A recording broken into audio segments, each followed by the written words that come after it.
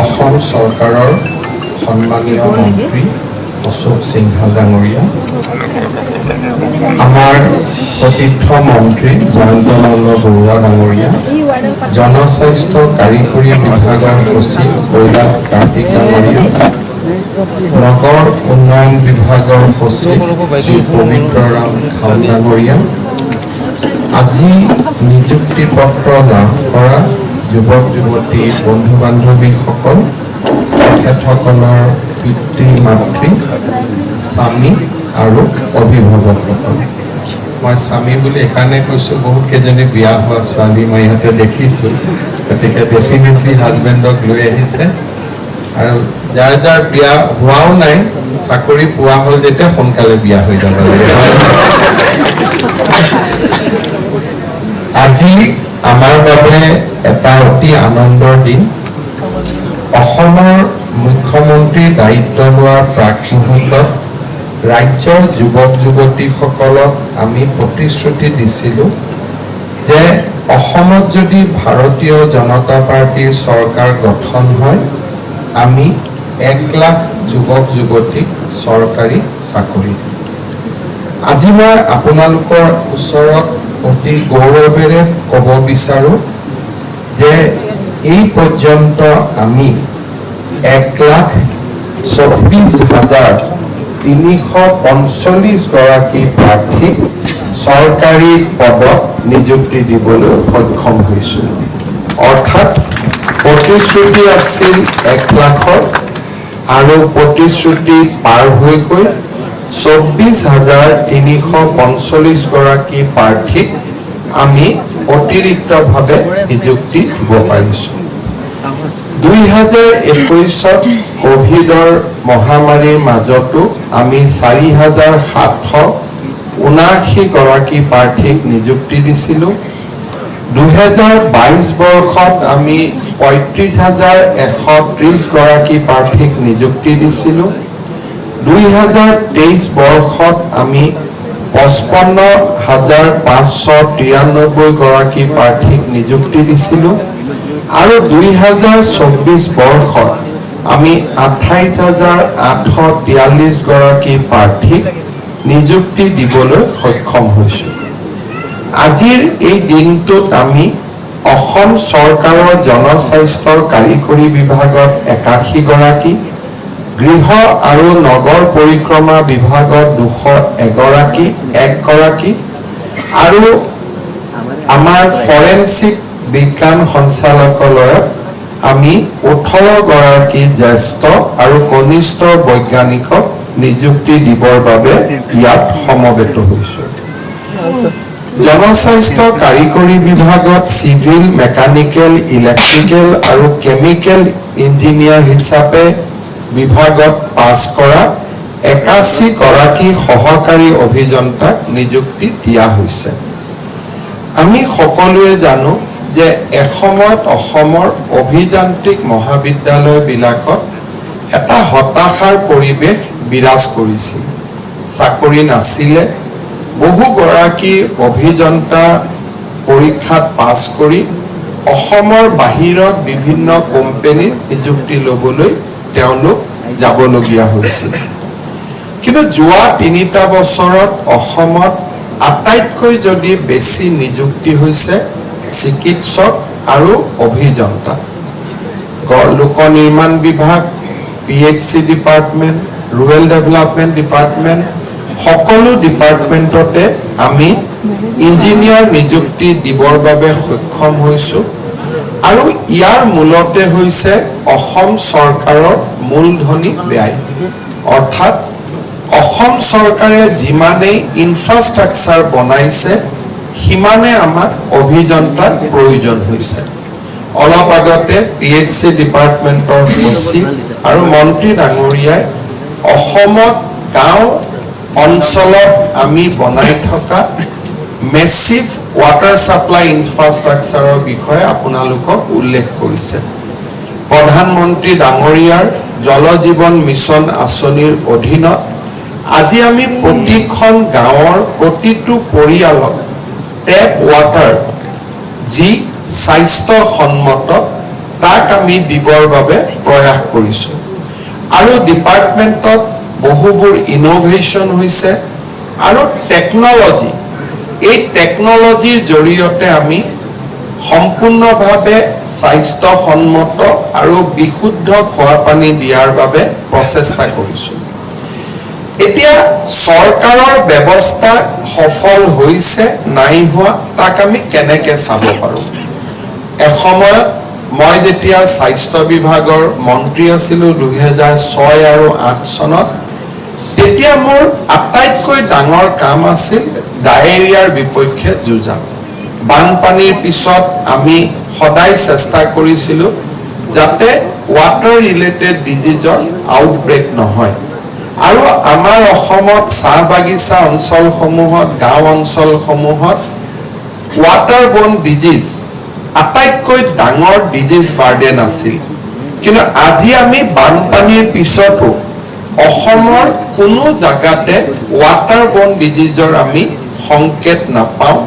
আৰু কৰবাত যদি ৱাটাৰবোৰ্ন ডিজিজ থাকেও তাক আমি সেই গাঁওখনতে সীমাবদ্ধ কৰিব পাৰিছোঁ কলেৰাৰ দৰে বেমাৰ এক প্ৰকাৰ নোহোৱা হৈছে ইয়াৰ মূল কাৰণটো হৈছে যে যিমানে আমি মানুহক বিশুদ্ধ খোৱা পানী দিব পাৰোঁ সিমানে হেল্থ ইনফ্ৰাষ্ট্ৰাকচাৰৰ ওপৰত প্ৰেছাৰ কমি যায় অৰ্থাৎ অভিযন্তাসকলে চিকিৎসকসকলৰ পৰিপূৰক হিচাপে কাম কৰিব পাৰে a good engineer can also reduce disease burden in a society and more so' যেতিয়া জনস্বাস্থ্য কাৰিকৰী বিভাগ বা আৰ্বান ডেভেলপমেণ্ট ডিপাৰ্টমেণ্টত ইঞ্জিনিয়াৰসকলে কাম কৰে মানুহক বিশুদ্ধ খোৱা পানী দিব পাৰে তেতিয়া আমাৰ হেল্থ ডিপাৰ্টমেণ্টৰ ওপৰত ডিজিজ বাৰ্ডেন যথেষ্ট কমি যায় আৰু সেইকাৰণে এই ডিপাৰ্টমেণ্টটোৰ নাম হ'ল জনস্বাস্থ্য কাৰিকৰী বিভাগ অৰ্থাৎ public health is the guiding word আজি আমি সংকল্প ল'ব লাগিব যে যিটো আমি মেচিভ ইনফ্ৰাষ্ট্ৰাকচাৰ বনাইছোঁ জনস্বাস্থ্য কাৰিকৰী বিভাগত প্ৰতি ঘৰ পৰিয়ালক বিশুদ্ধ খোৱা পানী দিয়া প্ৰধানমন্ত্ৰী মোদী ডাঙৰীয়াৰ এটা সপোন আছিল ইনফ্ৰাষ্ট্ৰাকচাৰ বনোৱা সহজ ইয়াক মেইনটেইন কৰা আৰু ইয়াক জীয়াই ৰখা এটা বহুত ডাঙৰ প্ৰত্যাহ্বান আজি আমাৰ ডিপাৰ্টমেণ্টত যোৱা 3টা বছৰত আমি বহুত ইয়ং ইঞ্জিনিয়াৰ আমি নিযুক্তি দিছোঁ মই বিশ্বাস কৰোঁ যে আমি সকলোৱে একেলগে একেটা ধাৰাত কাম কৰি যি আমি মেচিভ ইনফ্ৰাষ্ট্ৰাকচাৰ বনাইছোঁ তাক আমি বচাই ৰাখিব পাৰিম আজি আপোনালোক গুৱাহাটী মেডিকেল কলেজত আহিছে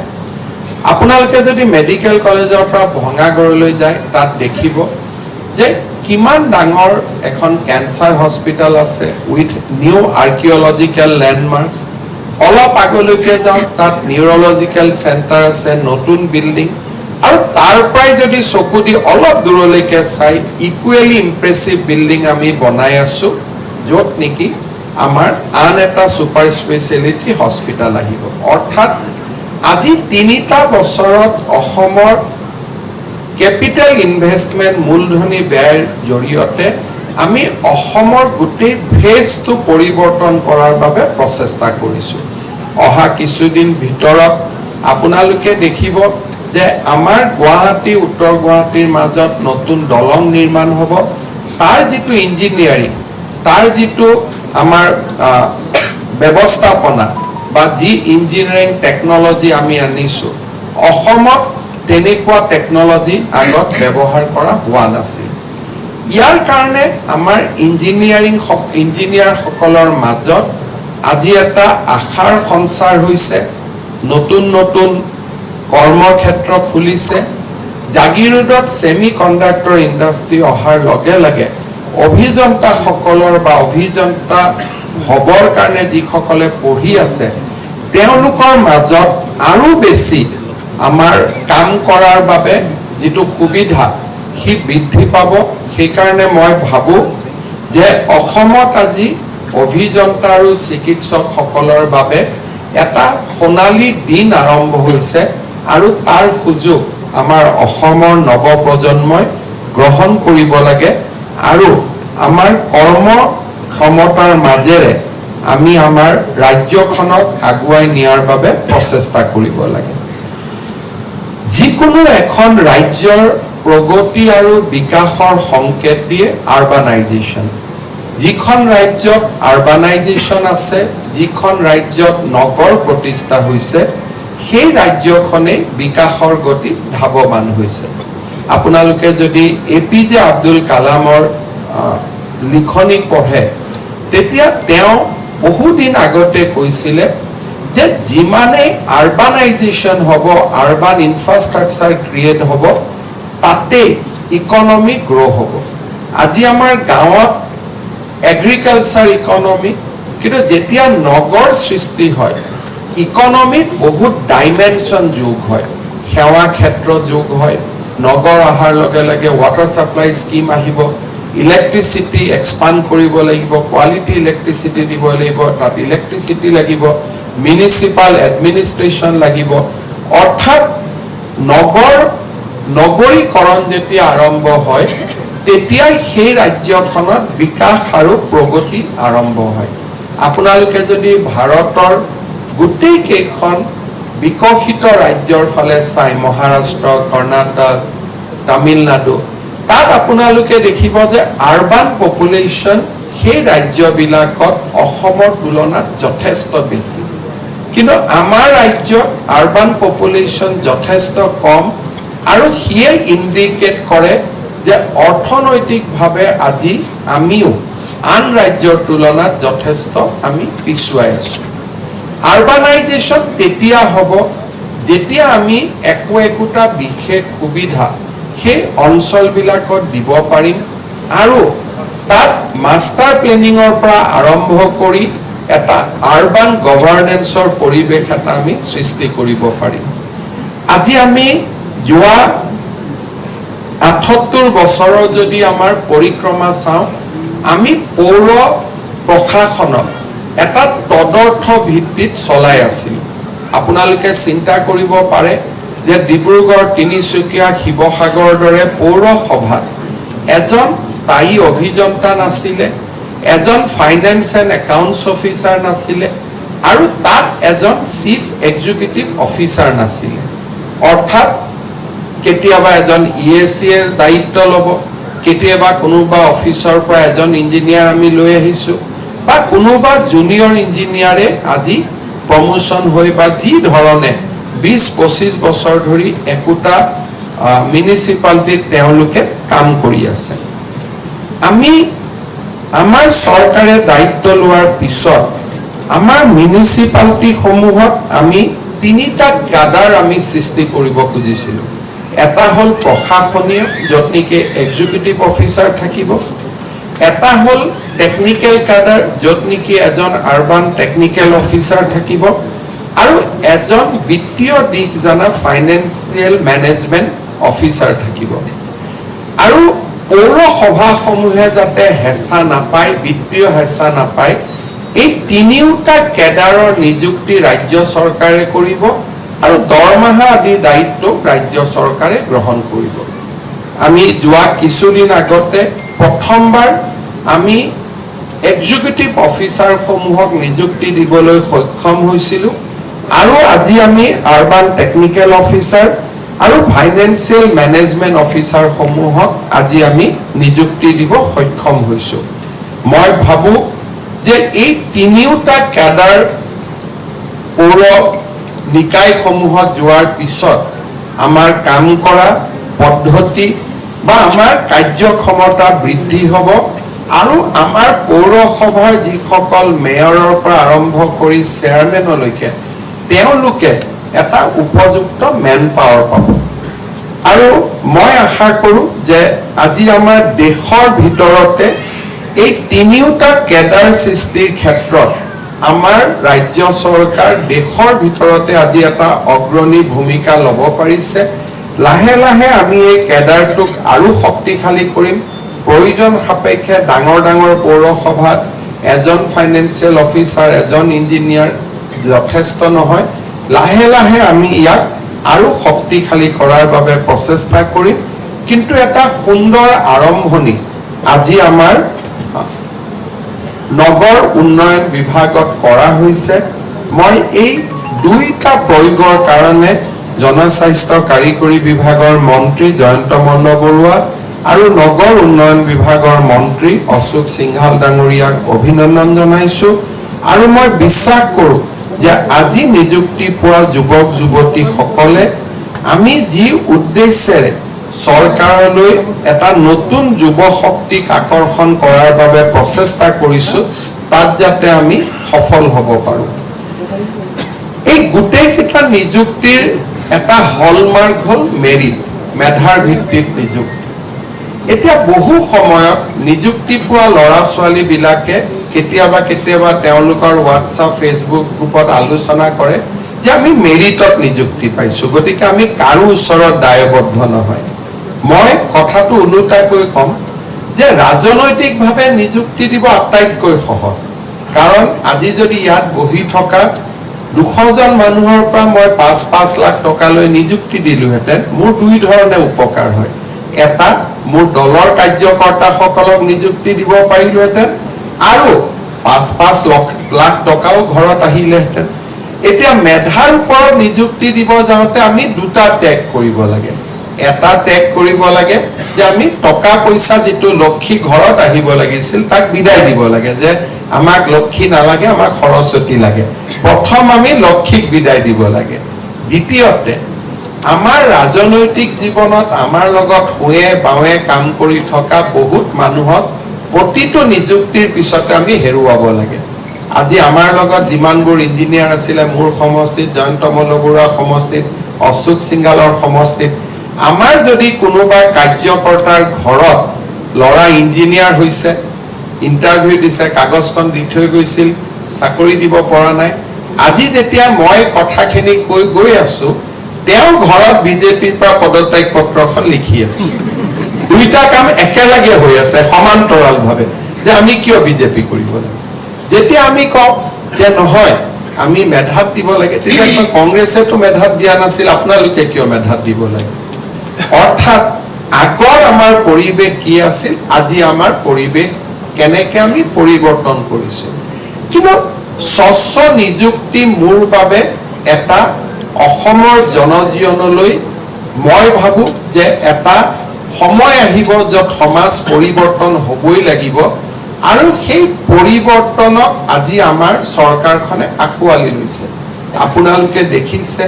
আমি ADRE এক্সাম পাতিছোঁ, এতিয়া স্বচ্ছতাক আগুৱাই লৈ গৈ অহাকালিৰ পৰা পৰীক্ষাত লিখা OMR চিটখনো আমি উভতাই দিব বিচাৰিছোঁ। প্ৰথমবাৰৰ বাবে পৰহি দিনাখন 28 তাৰিখে আমি আনচাৰ কি দিম, আৰু কেণ্ডিডেটসকলৰ পৰা আমি এতিয়া সুধিছোঁ যে আনচাৰ কিত যদি আমাৰ কিবা ভুল হৈছে তাকো দেখুৱাই দিম। আৰু 29 তাৰিখে পৰীক্ষা হ'ব, আমি কৈছোঁ প্ৰশ্ন কাকতখনো ঘৰত লৈ যাওক, যাতে আপোনালোকে মিলাই চাব পাৰে যে আচলতে আপোনালোকে কিমান নম্বৰ পালে বা নাপালে। টেটৰ নিযুক্তিৰে আৰম্ভ কৰা স্বচ্ছতাক আজি এটা আমি নতুন দিগন্তলৈ লৈ যাব খুজিছোঁ। যদি স্বচ্ছতা আমি আমাৰ জীৱনত আঁকোৱালি নললোহেঁতেন, স্বচ্ছ নিযুক্তিক যদি আমি এটা আমাৰ পলিটিকেল আইডিঅলজি হিচাপে গ্ৰহণ নকৰিলোহেঁতেন, এই হলটোত হয়তো 90% আপোনালোক বহি নাথাকিলেহেঁতেন, আন কোনোবা 90% ইয়াত বহি থাকিলেহেঁতেন। মই আশা কৰোঁ যে স্বচ্ছ নিযুক্তিয়ে আমাৰ ৰাজ্যখনক বিকাশৰ পথলৈ আগুৱাই লৈ যাওক। আমি ব্যক্তিগতভাৱে কাৰো ওচৰত সমৰ্পিত হ'ব নালাগে। ৰাজ্যখনক সৰ্বাংগ সুন্দৰ কৰাৰ বাবে we should dedicate ourselves to the cause of Assam's development. ৰাজ্যৰ বিকাশৰ বাবে আমি নিজক সমৰ্পণ কৰাটোৱে হৈছে আজিৰ দিনটোৰ আটাইতকৈ ডাঙৰ মূল্যবোধ বা আজিৰ দিনটোৰ আটাইতকৈ ডাঙৰ টেক এৱে। আমাৰ ঔপনিৱেশিকতাবাদ শাসনৰ পিছত ভাৰতে প্ৰথমবাৰৰ বাবে আমাৰ নিজৰ পেনেল কোড আমি গ্ৰহণ কৰিছিলোঁ। ভাৰতৰ ন্যায় সংহিতা ঔপনিৱেশিক শাসনৰ ইণ্ডিয়ান পেনেল কোডৰ পৰা আঁতৰি আহি আমি ক্ৰিমিনেল জাষ্টিছক আমি দেশীয়কৰণ কৰাৰ বাবে এটা প্ৰচেষ্টা চলাইছিলোঁ। আজি আমাৰ ফৰেনচিক ডিপাৰ্টমেণ্টত আমি যিসকল সাইণ্টিষ্ট নিযুক্তি দিছোঁ তাৰ মূল কাৰণটোৱে হ'ল যে এতিয়া ক্ৰিমিনেল জাষ্টিছৰ আটাইতকৈ ডাঙৰ স্তম্ভটোৱে হৈছে ফৰেনচিক ইনভেষ্টিগেশ্যন অৰ্থাৎ ফৰেনচিক ইনভেষ্টিগেশ্যনক আজি আমি ন্যায্যতা প্ৰদান কৰিছোঁ আৰু ফৰেনচিক ইনভেষ্টিগেশ্যনে ক্ৰিমিনেল জুৰিস্প্ৰুডেন্সক সফল কৰা এফেক্টিভ কৰাত এটা ডাঙৰ ৰোল প্লে কৰিব পাৰে যেতিয়া এটা মাৰ্ডাৰ হয় সাক্ষীৰ প্ৰমাণৰ পৰিৱৰ্তে আমি যদি ফৰেনচিক এভিডেন্স কোৰ্টত আনিব পাৰোঁ তেতিয়াহ'লে কনভিকশ্যনৰ যিটো ৰেট অফ কনভিকশ্যন সি নিজে নিজে বাঢ়ি যায় কাৰণ জুডিচিয়াৰীয়ে সাক্ষীজনক ক'ব পাৰে যে আপুনি কাৰোবাৰ দ্বাৰা প্ৰভাৱিত হৈছে কিন্তু ফৰেনচিক এভিডেন্সক জুডিচিয়াৰীয়ে ক'ব নোৱাৰে যে আপুনি কাৰোবাৰ দ্বাৰা প্ৰভাৱিত হৈছে কাৰণ science goes without any influence আজি আমি ৰাজ্যত ফৰেনচিক ইনভেষ্টিগেশ্যনক আটাইতকৈ বেছি গুৰুত্ব দিছোঁ যোৱা 3টা বছৰত অসমত ৰেট অফ কনভিকশ্যন ইনক্ৰিজ হৈছে চাৰ্জশ্বিট ইনক্ৰিজ হৈছে ড্ৰাগছৰ বিৰুদ্ধে আমি এখন ডাঙৰ যুদ্ধ কৰি আছোঁ আৰু ইয়াৰ মূল স্তম্ভটোৱে হৈছে strengthening of forensic science department আগত অসমত এটা ফৰেনচিক লেব আছিল এতিয়া আমি নতুনকৈ 6টা লেব আমি এক্সপাণ্ড কৰিছোঁ নেশ্যনেল ফৰেনচিক সায়েন্স ইউনিভাৰ্চিটিক আমি অসমত লৈ আহিছোঁ তেওঁলোকৰ তাত আমি ল'ৰা ছোৱালীক ট্ৰেইনিং কৰিছোঁ আমাৰ নিজৰ লেবত আমি নতুন নতুন সাইণ্টিষ্ট নিযুক্তি কৰিছোঁ এই যেটো বিজ্ঞান ফৰেনচিক বিজ্ঞান এই ভৱিষ্যতৰ বিজ্ঞান আৰু ফৰেনচিক বিজ্ঞানে ভৱিষ্যতে বহু ডাঙৰ নিযুক্তিৰ দুৱাৰ এখন মুকলি কৰি দিব আনকি আজি কৰ্পোৰেট সকলকো ফৰেনচিক সাইণ্টিষ্টৰ প্ৰয়োজন হৈছে আৰু যিমানেই ফাইনেন্সিয়েল মাৰ্কেটখন বাঢ়ি বাঢ়ি গৈ থাকিব অপৰাধ বাঢ়িব সাইবাৰ ক্ৰাইমৰ পৰা আৰম্ভ কৰি বিভিন্ন অপৰাধ বাঢ়িব আৰু সেই অপৰাধক ৰোধিবৰ কাৰণে ফৰেনচিক সায়েন্সৰ গুৰুত্ব দিনক দিনে বৃদ্ধি হ'ব আজি আমাৰ বিভাগলৈ ফৰেনচিক সায়েন্স গৃহ বিভাগত আৰু আমাৰ বিভাগলৈ আজি মই আমাৰ নতুন বিজ্ঞানীসকলক 18 গৰাকী বিজ্ঞানীক আমি আদৰণি জনাইছোঁ ফৰেনচিক সাইণ্টিষ্টসকলে যেনেকৈ ইঞ্জিনিয়াৰ বা আৰবান ডিপাৰ্টমেণ্টত যোৱা যুৱক যুৱতীসকলে ৰাইজৰ লগত থাকি কাম কৰিব ফৰেনচিক বিজ্ঞানীসকলে বেকৰুমত থাকি কাম কৰিব অৰ্থাৎ তেওঁলোক পৰিচয়বিহীন হৈ লেবত কাম কৰিব আনসকলে মানুহৰ মাজত গৈ কাম কৰিব ই হৈছে এটা ডাঙৰ পাৰ্থক্য মই আগতে কৈছোঁ যে এই পৰ্যন্ত আমি 1,24,345 গৰাকী ব্যক্তিক আমি নিযুক্তি দিব পাৰিছিলোঁ আৰু আজি এই 3টা নিযুক্তিৰ পিছত আমাৰ চৰকাৰে নিযুক্তি দিয়া যুৱক যুৱতীৰ সংখ্যা 1,24,645লৈ বৃদ্ধি পালে মই পুনৰবাৰ আপোনালোকক অসম চৰকাৰলৈ আদৰণি জনাইছোঁ মই আশা কৰিছোঁ যে আমি স্বচ্ছ আৰু নৈতিকতাৰে নিজকে সুদীৰ্ঘ কৰি ৰাখি আমি ৰাইজৰ সেৱাত নিজক সমৰ্পণ কৰিম আমাৰ এই যাত্ৰা মধ্যবিত্ত পৰিয়াল এটাৰ বাবে চৰকাৰী চাকৰি এটা নিজৰ জীৱনৰ এটা ডাঙৰ মাইলৰ খুঁটা আমি মধ্যবিত্ত সমাজখন যিদিনাখনে য'তেই যিমান কাম নকৰোঁ কিয় চৰকাৰী চাকৰি পোৱা দিনটোতে দেউতাক মাকে ভাবে যে মোৰ ল'ৰা ছোৱালী এটা সফল জীৱনৰ অধিকাৰী হ'ল কিমান সঁচা কিমান মিছা that is a different thing কিন্তু সমাজত ই এটা ডাঙৰ বিশ্বাস আৰু সেই বিশ্বাসৰ কষটিশীলত আজি আপোনালোক উত্তীৰ্ণ হৈছে আপোনালোকক মই অভিনন্দন জনাইছোঁ আপোনালোকৰ পিতৃ মাতৃক মই সেৱা জনাইছোঁ তেখেতসকলৰ প্ৰচেষ্টা আজি সফল হ'ল এটা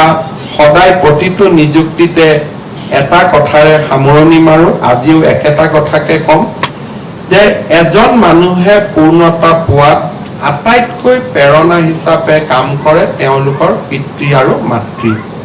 কেতিয়াবা কেতিয়াবা সংসাৰৰ চাকনৈয়াত সোমাই গৈ